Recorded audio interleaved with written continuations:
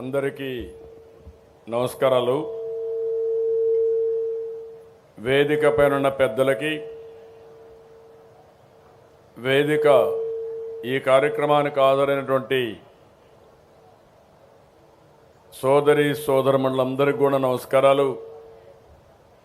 వేదిక పైన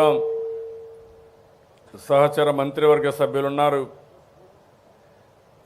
గౌరవ పార్లమెంట్ సభ్యులున్నారు, గౌరవ మేయర్ ఉన్నారు, అదే మరి గౌరవ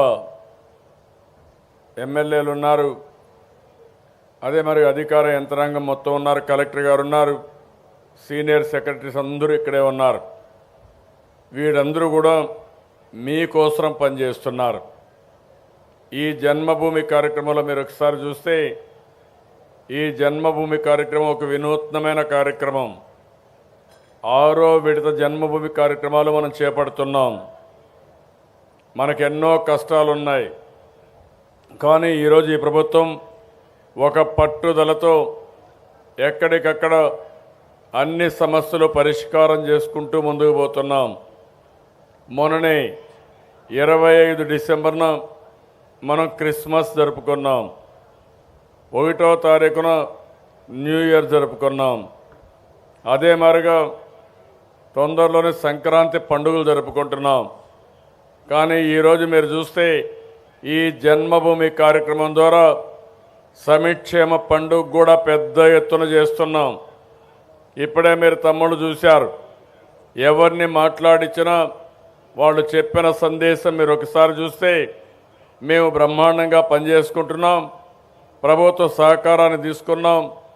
ఈరోజు 10,000 నుంచి 20,000, 30,000 రూపాయల ఆదాయాన్ని సంపాదిస్తున్నామని ప్రతి ఒక్క తమ్ముడు, ప్రతి ఒక్క చెల్లె చెప్పినప్పుడు నా జీవితం ధన్యమైందని భావిస్తున్నా. నేనెంతో ఆనందంగా ఉన్నానని మరొక్కసారి మీ అందరికీ విజ్ఞప్తి చేస్తున్నాను. సంక్షేమానికి మొట్టమొదటిసారిగా నాంది పలికింది మన నాయకుడు ఎన్టీ రామారావు గారు. ఆ రోజు 2 రూపాయల కేజీ బియ్యం పెడితే చాలామంది అన్నారు ఇది అనుత్పాదక కార్యక్రమం, డబ్బులు దుర్వినియోగం అవుతున్నాయని. ఎన్టీ రామారావు గారు ఒకే మాట అన్నారు, సమాజమే దేవాలయం, పేదవాళ్లే దేవుళ్ళని చెప్పి పేదవారి కోసం అంకితమైన భావంతో పనిచేసిన మహానుభావుడు ఎన్టీ రామారావు గారు అని చెప్పి మరొక్కసారి మీ అందరికీ విజ్ఞప్తి చేస్తున్నా. తెలుగుదేశం పార్టీ ఆ స్ఫూర్తిని కొనసాగిస్తాం కూడా. ఈరోజు ఆ రోజు ఏ విధంగా అయితే పేదవాళ్ళ కోసం పనిచేశామో ఈరోజు కూడా అనునిత్యం ఈ ప్రభుత్వం పేదవాళ్ళ కోసం పనిచేస్తున్నాం. ఒక ఆలోచన మీరు చేస్తే పెద్ద ఎత్తున సంక్షేమ కార్యక్రమాలు ఇచ్చాం. ఈ సంక్షేమ కార్యక్రమాలు ఇమ్మీడియట్గా ఉపశమనం ఇస్తాయి. అలాంటి కార్యక్రమాల్లో మీరు చూస్తే రూపాయి కేజీ బియ్యం 4 కేజీల నుంచి 5 కేజీలు పెంచడం, పండగల పూట కానుకలు ఇవ్వడం, ఇంకో పక్క కేంద్ర ప్రభుత్వం పేదవాళ్ళపైన కనికరం కూడా లేకుండా చక్కెర కూడా తీసేస్తే కాదు మేమే పెడతామని 400 కోట్లైనా పర్వాలేదు, ఎంతైనా పర్వాలేదు, ఈ పేదవాడు ఆనందంగా ఉండాలని చక్కెర కూడా కొనసాగించాం. పప్పు ఇస్తున్నాం. ఇంకో పక్క పండుగల పూట డబ్బులుండేవాడు పప్పన్నం చేసుకుని పండుగ చేసుకుంటారు, కానీ పేదవాడు మాత్రం బిక్కుమంటూ నిరుత్సాహంతో బతుకుతారు.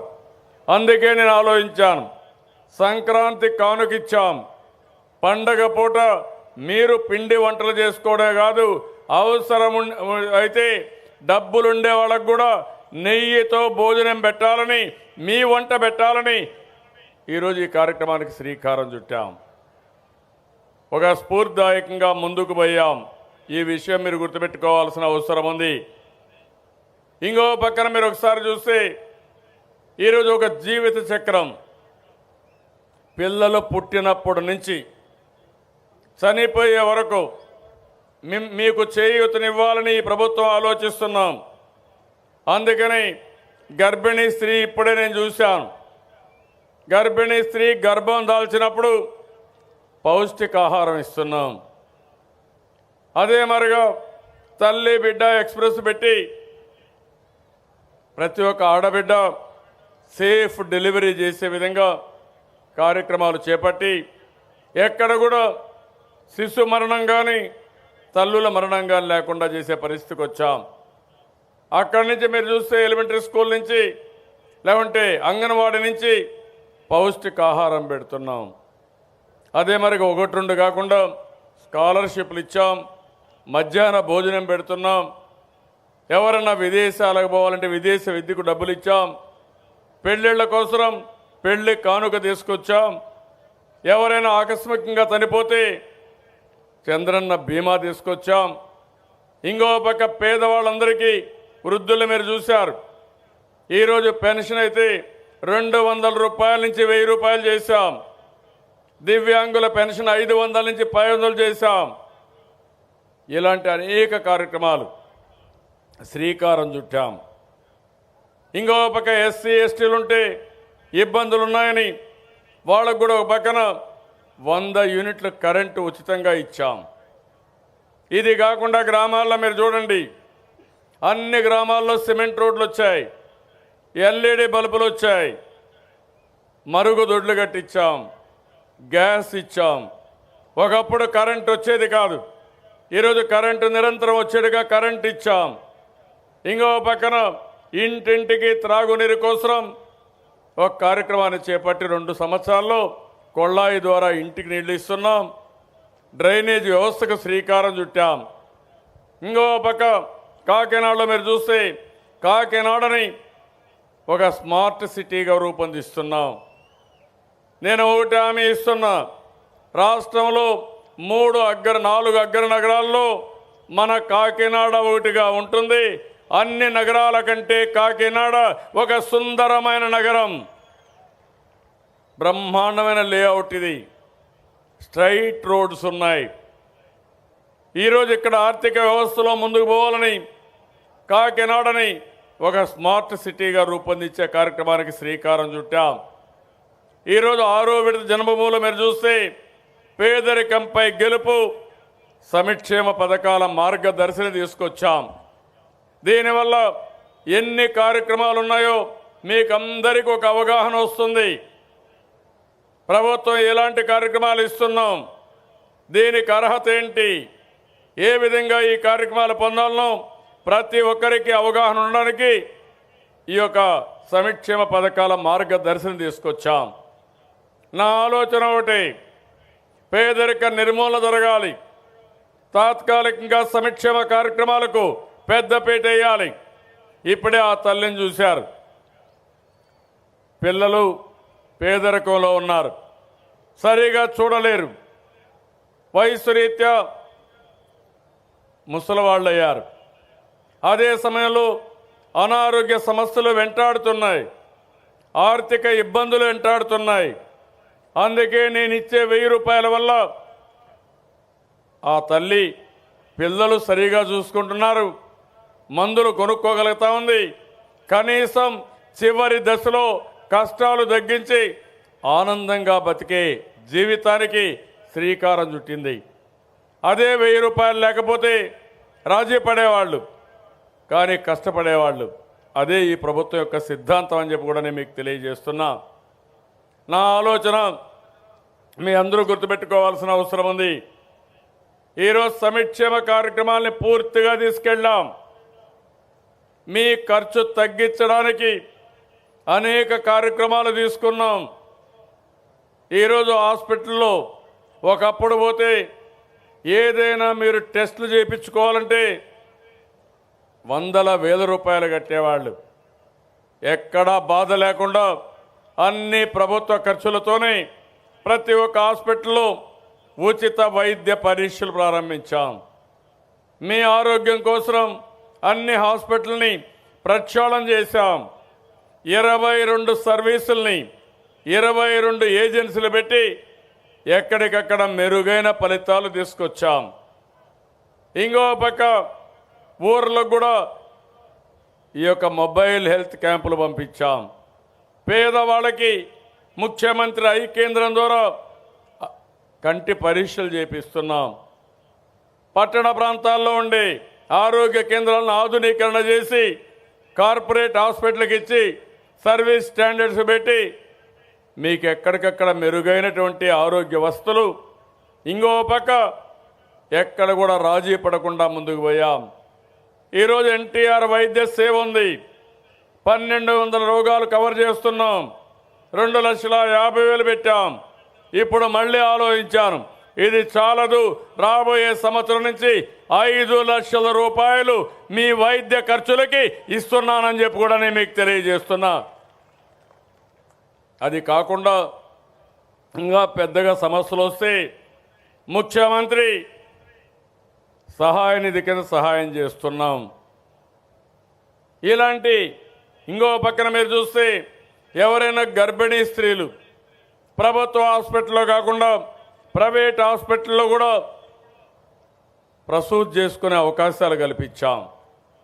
అంటే నా ఆలోచన, మీకు నచ్చిన చోట నచ్చిన డాక్టర్ ద్వారా మీకు కావలసిన వైద్య సౌకర్యాలు కల్పించాలి, మీ ఆరోగ్యాన్ని మెరుగుపరచాలనే ఉద్దేశంతో ముందుకు పోతున్నాం. ఇంకో పక్క మీరు ఒకసారి చూస్తే ఈరోజు ఇన్ని అభివృద్ధి కార్యక్రమాలు చేస్తున్నాయి, మీలో తృప్తికరంగా ఉండాలనే ఉద్దేశంతో నేను ఒక పెద్ద కార్యక్రమానికి శ్రీకారం చుట్టి ఎక్కడికక్కడ మీ దగ్గరనే ఫోన్ల ద్వారా సమాచారం తెప్పిస్తున్నాను. ఈరోజు మీరు చూస్తున్నారు, ఒక పెన్షన్ ఇస్తే ఐవీఆర్ఎస్ కాల్ వస్తుంది. ఒక రేషన్ తీసుకుంటే ఐవీఆర్ఎస్ కాల్ ద్వారా అడుగుతున్నాం. ప్రతి ఒక్కటి మీరు చూస్తే అనేక సేవలు, 1-2 కాదు. ఈరోజు మీరు ఇక్కడ చూసినప్పుడు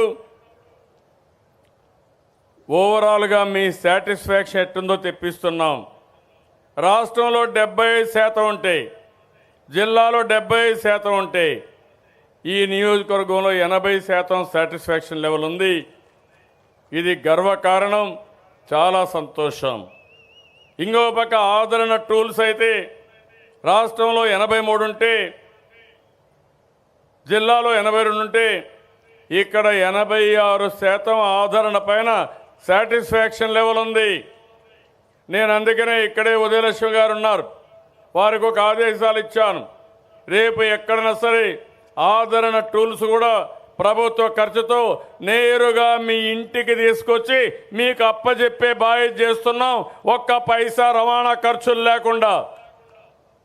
కొంతమందికి ఇప్పుడే మీరు చూశారు, గేదెలు ఇప్పించాం, ఆవులు ఇప్పిస్తున్నాం.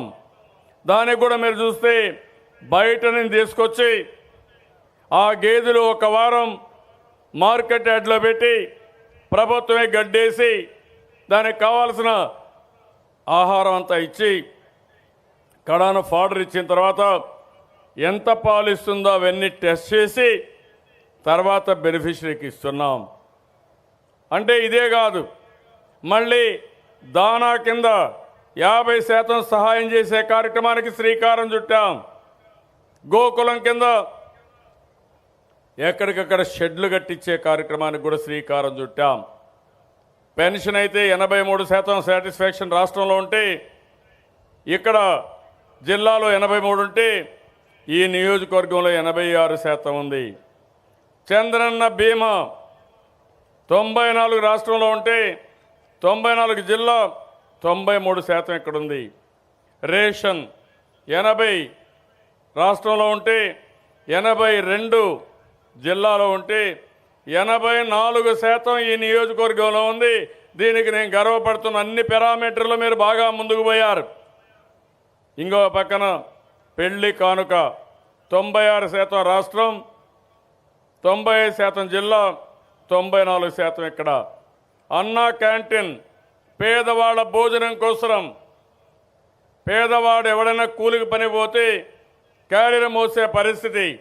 ఈరోజు నేను ఒకటే ఆలోచించాను, ఒకవేళ హోటల్లో తినాలంటే సగం డబ్బులు దానికే సరిపోతాయి. అందుకే ఆలోచించి అన్నా క్యాంటీన్ పెట్టి నాణ్యమైన భోజనం, రుచికరమైన భోజనం ఒక గౌరవప్రదంగా మీకు ఇచ్చిన ఘనత ఈ ప్రభుత్వానికి అవునా కాదా మీరే ఆలోచించాలి. రాబోయే రోజుల్లో ఒక స్ఫూర్తిదాయకంగా ఈ కార్యక్రమం ముందుకు పోవాలి. 350 అన్నా క్యాంటీన్లు పెడుతున్నాం. ప్రతి ఒక్క నియోజకవర్గానికి ఒకటైనా ఉంటుంది. ఎవరికి ఇబ్బంది లేకుండా అందరికి కూడా సౌకర్యంగా ఈ అన్నా క్యాంటీన్లు పెట్టాం. ఇది 83% రాష్ట్రంలో ఉంటే జిల్లాలో 83%, నియోజకవర్గంలో 85%. ఇంకో పక్కన జగ్జీవన్ జ్యోతి 100 యూనిట్లు కరెంటు ఉచితంగా ఇస్తున్నాం. 69% రాష్ట్రంలో ఉంది, 70% జిల్లాలో ఉంది, నియోజకవర్గంలో 66% ఉంది. ఇంకా చాలామందికి అవగాహన లేదు. అధికారులను కోరుతున్నా, రాజకీయ నాయకులను కోరుతున్నా, ఈ ప్రభుత్వం వచ్చే విషయాన్ని ప్రతి ఒక్కరికి చేరవేసే బాధ్యత మీరు తీసుకోవాల్సిన అవసరం ఉంది. ఉచితంగా 100 యూనిట్లు కరెంట్ ఇచ్చినప్పుడు మీలో తృప్తి కూడా 100% ఉండాల్సిన అవసరం ఉందని మరొకసారి వీరందరికీ విజ్ఞప్తి చేస్తున్నాను. ఇసుక విషయంలో రాష్ట్రం 85, జిల్లా 82, 90% ఇక్కడ నియోజకవర్గం.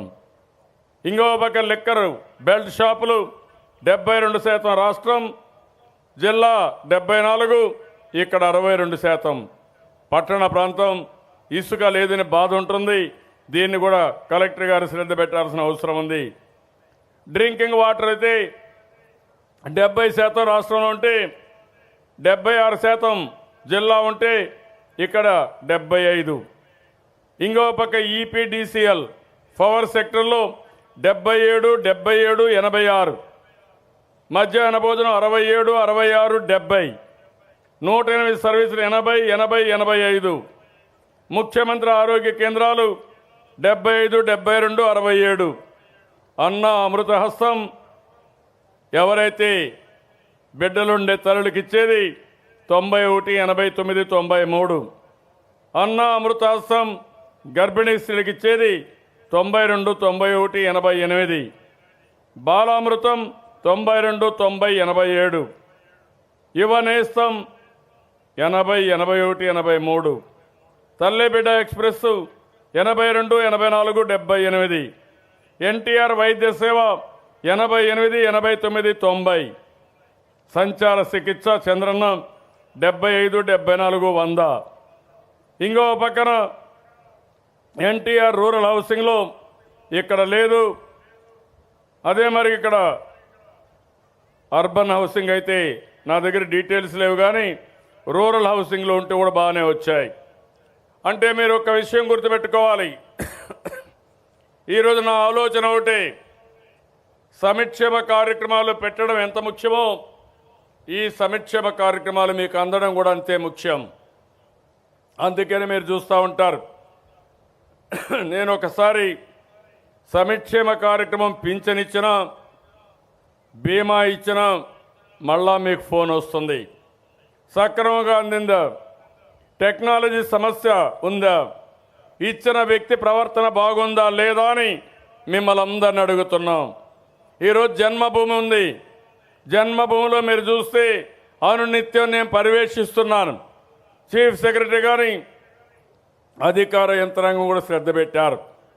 కడాన కలెక్టర్లు పోటీపడి ఊర్లో ఉండే అధికారులు ఇంటింటికి వెళ్ళి బొట్టు పెట్టి ఆప్యాయంగా జన్మభూమికి ఆహ్వానించారు. ఇది వినూత్నమైన కార్యక్రమం. మీరు గుర్తుపెట్టుకోవాలి.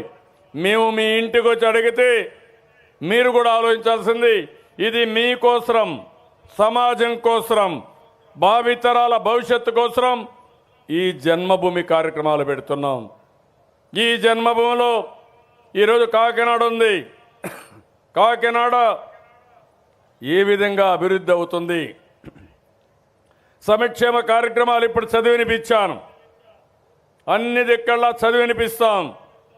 గ్రామ స్థాయి నుంచి రాష్ట్ర స్థాయి వరకు సాటిస్ఫాక్షన్ ఎట్లుంది, ఎక్కడ ఇబ్బందులు ఉన్నాయి, ఇవన్నీ చదువుతాం.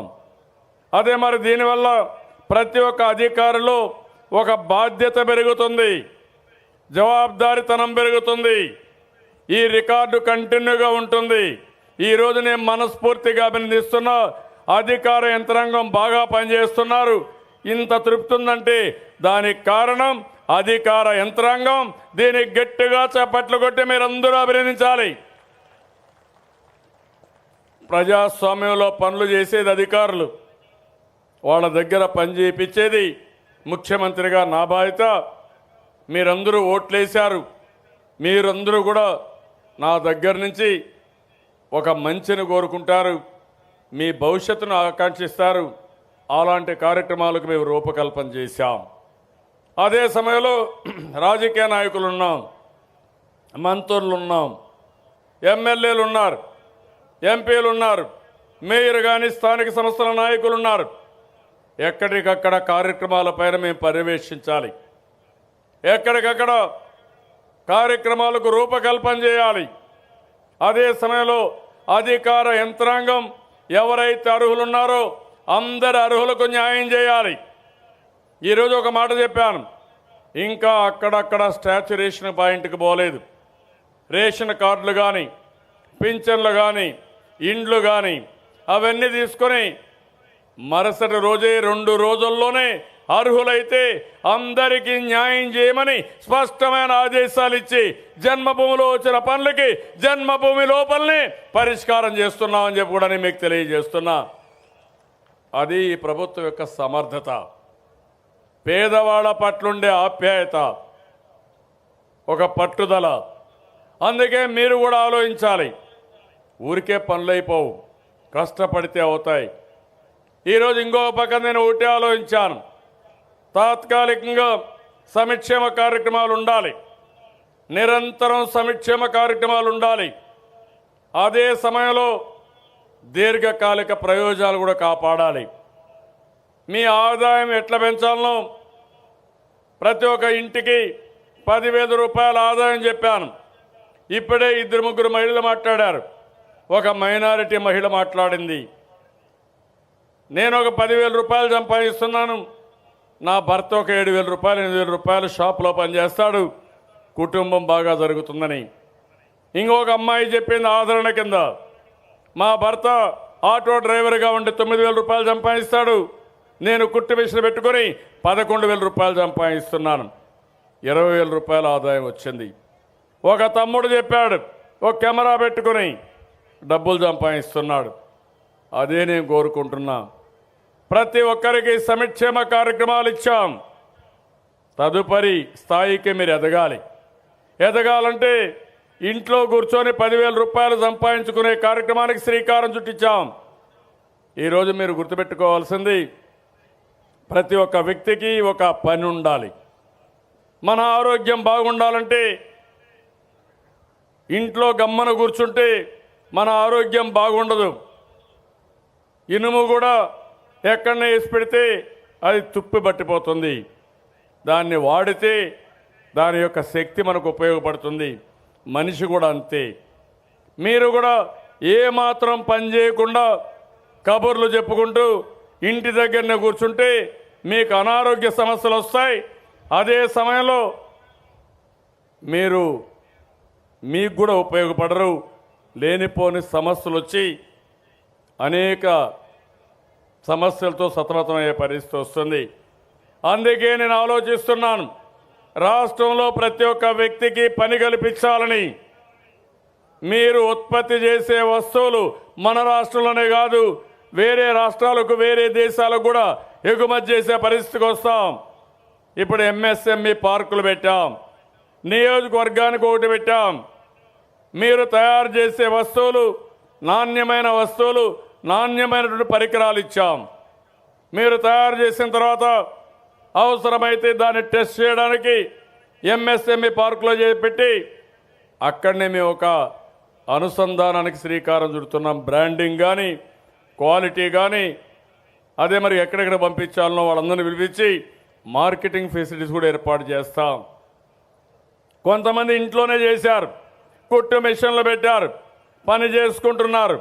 రేపు రాబోయే రోజుల్లో కుట్టు మిషన్ ద్వారా ఇంకా పెద్ద ఎత్తున గార్మెంట్స్ తయారు చేసి వేరే రాష్ట్రాలకు, వేరే జిల్లాలకు, వేరే దేశాలకు కూడా పంపించే అవకాశం ఉంటుంది. అలాంటి వినూత్నమైన కార్యక్రమంతో ఆలోచిస్తున్నాం. నేను అందుకని ఈరోజు ప్రతి ఒక్కరికి గౌరవం ఇస్తున్నాం. మీలో ఉండే స్కిల్స్ ఏవైతున్నాయో అవన్నీ ఉపయోగించుకుని ఈ ప్రభుత్వం ముందుకు పోయే పరిస్థితిలో ఉంది. ఈరోజు ఇంకో పక్కన చూస్తే ఈరోజు జిల్లాలో ఒక పక్క ఈ పనులు చేస్తున్నాయి, ఇంకో పక్క పెద్ద ఎత్తున అభివృద్ధి కార్యక్రమాలకు శ్రీకారం చుట్టాం. ఒక పక్క ఏడీబీ రహదారి ఉంది, సామర్లకోట రాజానగరం, దీనికి శ్రీకారం చుట్టాం. 30 కిలోమీటర్లు, 300 కోట్ల రూపాయల ఖర్చు. దీనికి 4 లేన్ రోడ్డు తీసుకొస్తున్నాం. ఇది తీసుకొస్తే రాజానగరం నుంచి ఎయిర్పోర్ట్కి, ఇక్కడ ఉండే పోర్టుకి కనెక్షన్ వస్తుంది. బ్రహ్మాండమైన రోడ్డు వస్తే మనం ఏది కూడా పోర్టుకు పంపించాలంటే ఈజీగా పంపిస్తాం. ఈరోజు ఒక పోర్ట్ ఉంది, ఇంకొక పోర్టు కమర్షియల్ పోర్ట్ రోడ్ తీసుకొచ్చాం. కోన గ్రామంలో SEZ తీసుకొచ్చాం. ఈరోజు దీనివల్ల 2300 కోట్ల రూపాయలు పెట్టుబడులు పెడతారు. ఇప్పటికే 2000 మందికి ఉద్యోగాలు వచ్చాయి. రాబోయే రోజుల్లో ఒక పెట్రోకెమికల్ కారిడార్కి కూడా ఫౌండేషన్ వేసాం. మీరు చాలామంది ఉన్నారు, ఎన్నో రోజుల నుంచి పోరాడుతున్నాం. కడపలో స్టీల్ ప్లాంట్ ఇవ్వాలని విభజన చట్టంలో పెట్టారు. కాకినాడలో ఒక పెట్రోకెమికల్ కారిడార్ పెట్టాలని చట్టంలో ఉంది. ఇంకో పక్క విశాఖపట్నంలో రైల్వే జోన్ రావాలని చట్టంలో ఉంది. కేంద్ర ప్రభుత్వం చేయడం లేదు. నిన్నే చూశారు, మన ఎంపీలని లోకసభ నుంచి సస్పెండ్ చేశారు. న్యాయం చేయమని అడిగితే మన వాళ్ళపైన దౌర్జన్యంగా సస్పెండ్ చేశారు. ఇంకో పక్కన మన వాళ్ళు కొంతమంది వెళ్ళి CPM పార్టీల ధ్వర్యంలో ఢిల్లీలో ధర్నా చేశారు. ఎంపీలను సస్పెండ్ చేశారంటే రోడ్డు మీదకి వస్తే వీళ్ళ చేత గుగొట్టి జైల్లో పెట్టే పరిస్థితికి వచ్చారు. అంటే ఇది ఎక్కడ న్యాయం అని అడుగుతున్నా?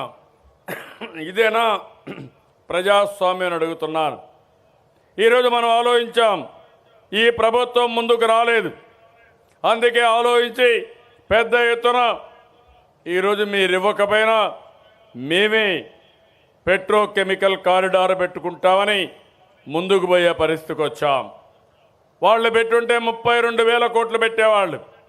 ఈరోజు మనం వచ్చేది 63,000 కోట్ల రూపాయల పెట్టుబడితో హల్దియా పెట్రోకెమికల్ కాంప్లెక్స్ మన కాకినాడలో వస్తూ ఉంది. కాకినాడ ఆర్థిక పరిస్థితి పూర్తిగా మారిపోయే పరిస్థితి వస్తుంది. దగ్గర 4,000 మందికి 5,000 మందికి ఉద్యోగాలు డైరెక్ట్గా వస్తాయి. ఇంకొక పక్క 1,00,000 మందికి పరోక్షంగా వస్తాయి. వాళ్ళు అడిగినప్పుడు ఇచ్చిన ఇన్సెంటివ్స్ మీరు చూస్తే 10,600 కోట్ల రూపాయలు మనం ఇచ్చాం. ఈరోజు వీళ్ళకి ఇచ్చింది 13,900 కోట్లు పెట్టి 10 రెట్లు ఎక్కువ కెపాసిటీతో 2 పెట్టుబడితో ఈ పెట్రోకెమికల్ కారిడార్ వచ్చిందంటే మీరు మమ్మల్ని అణగదొక్కాలనుకుంటున్నారు. మీరు అణగదొక్కలేరు. మా పని మేము చేస్తాం. మాకు ఆ తెలివితేటలున్నాయి. అభివృద్ధి ఆగదని నిరూపించాల్సిన బాధ్యత మన పైన ఉంది. అదే ఉదాహరణ ఈ పెట్రోకెమికల్ కారిడార్ అని చెప్పి కూడా నేను మీకు తెలియజేస్తున్నా. ఇంకో పక్క ఏపీ GDC పెట్టాం. ఆంధ్రప్రదేశ్ గెయిల్ డిస్ట్రిబ్యూషన్ కంపెనీ కింద ఒకటి పెట్టి దాన్ని కూడా గ్యాస్ డిస్ట్రిబ్యూషన్ కంపెనీ పెట్టి పెద్ద ఎత్తున పైప్ లైన్ తీసుకొస్తున్నాం. గ్యాస్ అంతా ఇండ్లకి ఇవ్వాలంటే PNG కింద, ఫ్యాక్టరీకి కానీ వాహనాలకు ఇవ్వాలంటే LNG కింద ఇస్తే ఇప్పుడు ఉండేదానికంటే 30% తక్కువ ఇచ్చే అవకాశం ఉంటుంది. సముద్రంలో గ్యాస్ వస్తూ ఉంది. ఈరోజు మన సముద్రంలో వచ్చే గ్యాస్ మన అవసరాలకు ఉపయోగించుకోవాలి. మనమే ఇక్కడ నీళ్లు ఇస్తున్నాం, ఇక్కడనే మనం అన్ని కూడా వస్తువులు ఇచ్చాం. కానీ ఇక్కడ ఉండే గ్యాస్ వేరే రాష్ట్రాలకు తీసుకుపోతే ఈ రాష్ట్రానికి ఉపయోగపడకపోతే మనం ఎందుకు సహకరించాలని అడుగుతున్నాం. మన రాష్ట్ర అభివృద్ధికి వీళ్ళు సహకరించడం లేదు. అలాంటిది ఈరోజు ONGC కూడా నష్టాలు వచ్చే పరిస్థితి వచ్చింది. గోదావరి గ్యాస్ కంపెనీ ఉంటే అందులో నష్టాలు వస్తే ఆ నష్టాలున్న కంపెనీ ONGC కొనుక్కొని వీళ్ళు నష్టపోయే పరిస్థితి వచ్చింది. మన దగ్గర డబ్బులు సంపాదిస్తున్నారు. గుజరాత్లో నష్ట కంపెనీలు కొని పూర్తిగా నష్టపోయే పరిస్థితికి వచ్చారు. ఈ 4 ప్రాజెక్టులు మీరు ఒక్కసారి చూస్తే, ఒకటి ఏడీబీ రహదారి, అదే మరి port, 3 Haldia petrochemical corridor, 4 AP GDC. ఈ 4 మంచి ఇన్ఫ్రాస్ట్రక్చర్ కంపెనీస్ ఇక్కడికి వచ్చాయి. దీనివల్ల ఉద్యోగ అవకాశాలు చాలా పెద్ద ఎత్తున వస్తాయి. గోదావరి పూర్తి చేస్తున్నాం, పోలవరం పూర్తి చేస్తున్నాం. ఒకప్పుడు ధవళేశ్వరం బ్యారేజ్ కట్టి కాటన్ దొర అయితే మన గుండెల్లో నిలిచిపోయారు. ఈరోజు నేను ఒకటి ఆలోచించాను, ఈ జిల్లా నాకు ఎప్పుడు కూడా ప్రీతి ప్రాంతంగా ఉండి అన్ని విధాల అభిమానించారు, ఆదరణగా ఉన్నారు, అన్ని విధాల దన్నుగా నిలిచారు. అందుకే నేను ఆలోచించి పోలవరం ప్రాజెక్టు పూర్తి చేసే బాధ్యత తీసుకున్నాం. 64% పనులైనాయి. అది అయ్యే లోపలనే పురుషోత్తపట్నం పూర్తి చేసి, ఏలేరులో 20 ఏళ్ళలో ఎప్పుడు నీళ్లు రాలా, ఈ సంవత్సరం ఫుల్గా 25 టీఎంసీ నీళ్లు ఏలేరులో పెట్టామంటే అది తెలుగుదేశం ప్రభుత్వం యొక్క పట్టుదల చేసిన పని. ఒక పక్క సంక్షేమ కార్యక్రమాలు, ఇంకొక పక్క అభివృద్ధి కార్యక్రమాలు, ఇంకొక పక్క మనకు కావలసిన సహజ వనరులు. ఉండే సహజ వనరుల్ని ఎట్లా ఉపయోగించుకోవాలనో ఉపయోగించుకునే పరిస్థితికి వచ్చాం. ఈరోజు ఈ పనులన్నీ అయితే ఈస్ట్ గోదావరి జిల్లాకు చాలా అనుకూలమైన పరిస్థితులు ఉన్నాయి. సుందరమైన ప్రాంతం, ఒక పక్క సముద్రం, ఇంకొక పక్క కోనసీమ, ఇంకొక పక్క మనకు పోలవరం ప్రాజెక్టు, పాపి కొండలు. ఇవన్నీ కాకుండా రాజమండ్రి విమానాశ్రయం, రాజమండ్రి టౌను, భవిష్యత్తులో ఇక్కడ మనకు మంచి కాకినాడ మంచి టౌను, ఇక్కడ నుంచి తీర ప్రాంతంలో రోడ్డు వేయగలిగితే విశాఖపట్నం వరకు నేరుగా పోయే పరిస్థితి వస్తుంది. ఇంకో పక్క నేషనల్ హైవే ఉంది, రైల్వే లైన్ ఉంది, మంచి ఇన్ఫ్రాస్ట్రక్చర్ ఉంది. కాబట్టి పెద్ద ఎత్తున పెట్టుబడులు కూడా ఆహ్వానిస్తాం. ఈరోజు మీరు చూడండి, పెట్టుబడులకు ప్రాధాన్యత ఇచ్చాం, పెద్ద ఎత్తున అట్రాక్ట్ చేశాం. 15 లక్షల కోట్ల రూపాయలు విలువైన ఎంఓయూలు చేశాం. దీనివల్ల 32 లక్షల మందికి ఉద్యోగాలు వస్తాయి. ఈజ్ ఆఫ్ డూయింగ్ బిజినెస్లో మనమే నెంబర్ 1గా ఉన్నాం. నిన్న కూడా లీక్వానీ ఇన్స్టిట్యూట్ కూడా మనకే నెంబర్ 1గా ఎంపిక చేసే పరిస్థితికి వచ్చారు.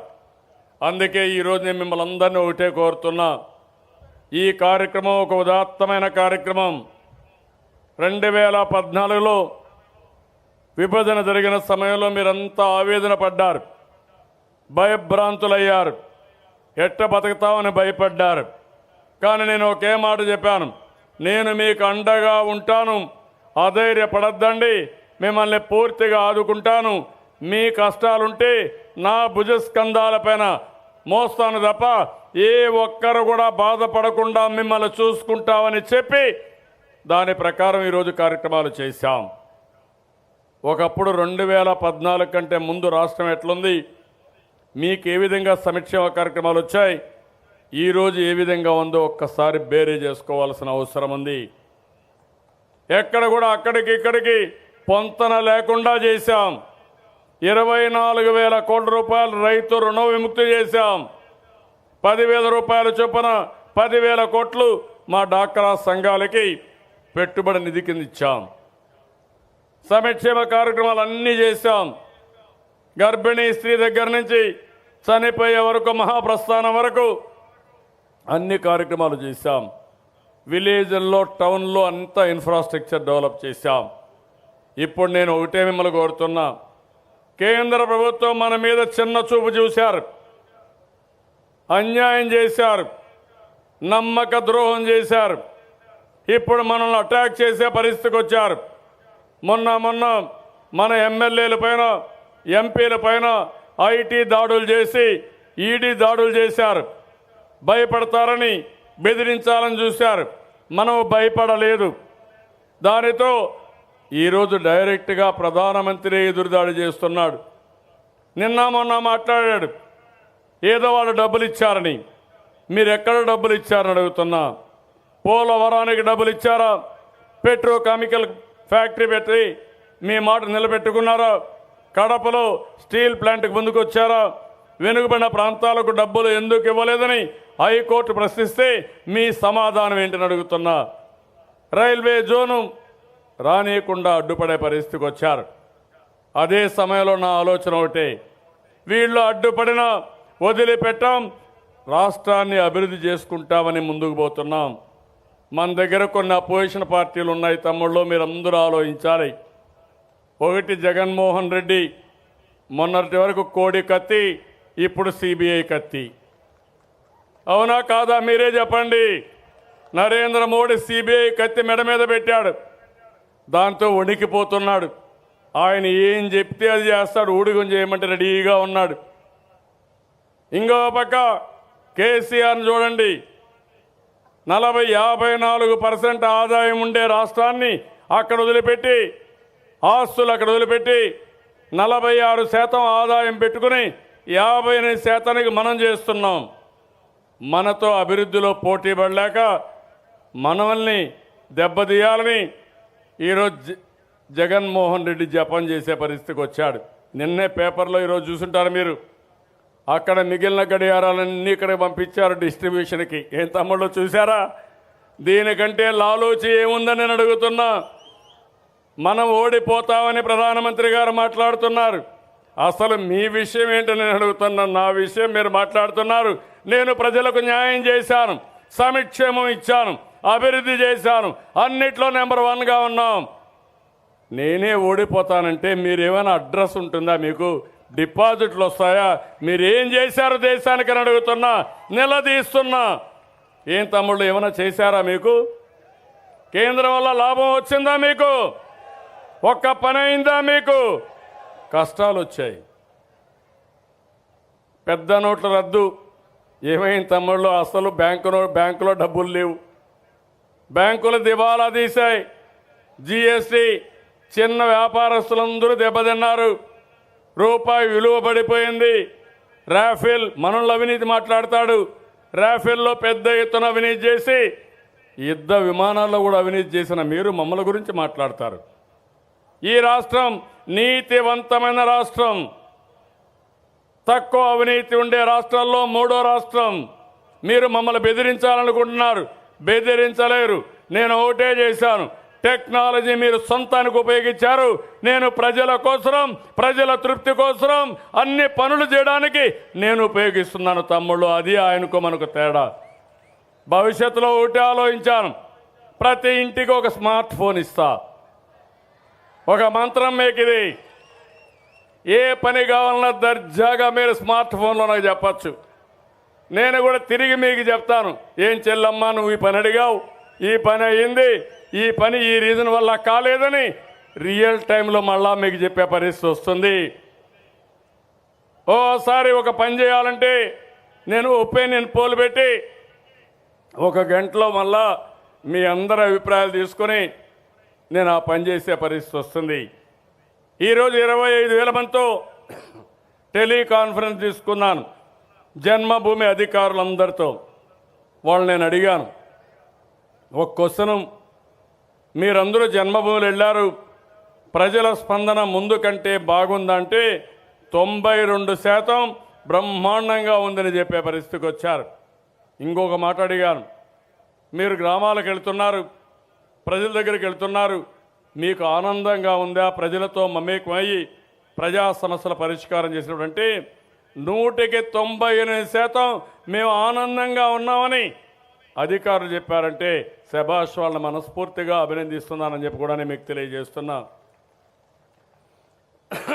నేను రాబోయే రోజుల్లో సంక్షేమ కార్యక్రమాలు ఇవ్వడమే కాదు, మీ సంతృప్తి ముఖ్యం. డెలివరీ మెకానిజం ప్రతి ఒక్కరికి ఎక్కడా ఇబ్బందులు లేకుండా ఈ సంక్షేమ కార్యక్రమాలు అందాలి. మీ జీవితాలు ఆనందంగా ఉండాలి, సుఖమయంగా ఉండాలి. అందుకే ఈ ప్రభుత్వం పనిచేస్తున్నాం. అందుకే నేను మిమ్మల్ని అందరినీ కోరుతున్నా, జన్మభూమి ఒక బాధ్యత కలిగిన కార్యక్రమం. 10 మంది కూర్చొని సంక్షేమ కార్యక్రమాలు సరిగా వచ్చాయా, ఇంకా ఏం చేస్తే మీ జీవితాల్లో బాగుంటుంది, ఇంకా ఎవరైనా అర్హులకి రాకపోతే వాళ్ళకి ఏ విధంగా ఇవ్వాలి, అదే సమయంలో మీ గ్రామాన్ని మీ టౌన్ని 5 ఏళ్ళు ఏ విధంగా అభివృద్ధి చేసుకున్నాం, భవిష్యత్తులో ఎట్లా అభివృద్ధి చేయాలి, భావి తరాలకు ఏ విధంగా ఉండాలనో ఒక ప్రణాళిక తయారు చేయాలి. ఇప్పుడు 14 నుంచి 19 వరకు చేశాం, భవిష్యత్తులో 19 నుంచి 24 వరకు తయారు చేస్తాం. నా ఆలోచన ఒకటి, భారతదేశంలో నెంబర్ 1 రాష్ట్రం ఏదంటే దానికి చిరునామాగా ఆంధ్రప్రదేశ్ ఉండాల్సిన అవసరం ఉంది. దీనికి రూపకల్పన చేసేది మీరేనని చెప్పి మరొకసారి మీకు అందరికీ విజ్ఞప్తి చేస్తున్నా. దారి తెలియని పరిస్థితి నుంచి ఈరోజు నేషనల్ హైవే వరకు వచ్చాం. దేశంలో అందరికంటే ముందున్నాం. ఒకసారి నేషనల్ హైవేకి వచ్చిన తర్వాత మళ్ళా దారి తప్పిపోయే పరిస్థితి వస్తే తమ్ముళ్ళు చాలా ఇబ్బందులు పడతాం. ఇక్కడి నుంచి స్పీడ్ పెంచి అభివృద్ధిలో ముందుకు పోవాలి. అందుకే కోరుతున్నా, కోడి కత్తి పార్టీ లేకపోతే సిబిఐ కత్తి ఉండే పార్టీని పెట్టుకుంటే మనం మునిగిపోతాం. ఇంకో పక్క నేను పవన్ కళ్యాణ్ గారికి కూడా చెప్పా, మీరే చెప్పారు ఫ్యాక్ట్ ఫైండింగ్లో 75,000 కోట్లు రావాలని. దానిపైన మీరు పోరాడండి, రాష్ట్రానికి న్యాయం చేయండి. అంతేగాని నేనేదో ఎవరినో విమర్శించడానికి చేయడం లేదు. ఈ రాష్ట్రానికి అన్యాయం జరిగింది. ఈ గడ్డ పైన పుట్టిన ప్రతి ఒక్కరు కూడా, ఇక్కడ నీళ్లు తాగే ప్రతి ఒక్కరు కూడా ఈ జన్మభూమి సాక్షిగా పనిచేయాలి. అంతేకాకుండా ఇంకొక విషయం కూడా నేను చెప్పాలి. కులాలు, మతాలు, ప్రాంతాలు పేరు చెప్పి ఓట్లు అడిగితే నష్టపోయేది మనమే.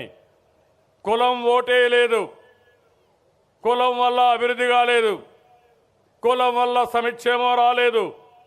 మీరు ఆ రోజు నమ్మకం పెట్టుకున్నారు, నేను పనిచేశాను. ఈరోజు ప్రతి ఒక్కరిని సుఖంగా ఉండాలని, సంతృప్తిగా ఉండాలని రాత్రింబగళ్ళు పనిచేశాను. ఒక కులానికి పనిచేయలేదు, ఒక మతానికి పనిచేయలేదు, ఒక ప్రాంతానికి నేను పనిచేయలేదు. అర్హులందరికీ పనిచేశాను, పేదవారందరికీ అండగా ఉన్నాను. ఆ విషయం మీరు గుర్తుపెట్టుకోవాలి. నా ఆలోచన ఒకటి, పేదరికమే నా కులం.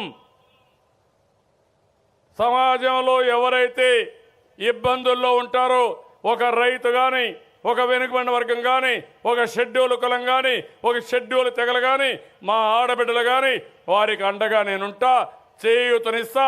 మిమ్మల్ని పైకి తీసుకొచ్చే బాధ్యత అనునిత్యం నేను తీసుకుంటానని చెప్పి కూడా నేను మీకు తెలియజేస్తున్నా.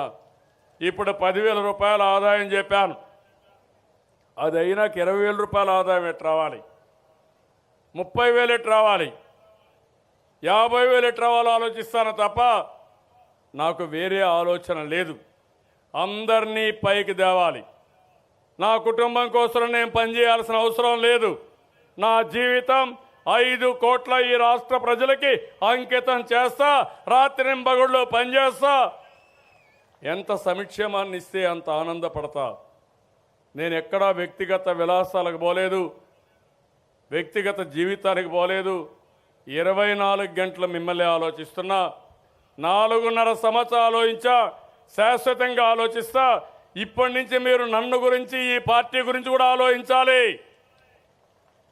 నేను ఈ విషయం అందరినీ కోరుతున్నా.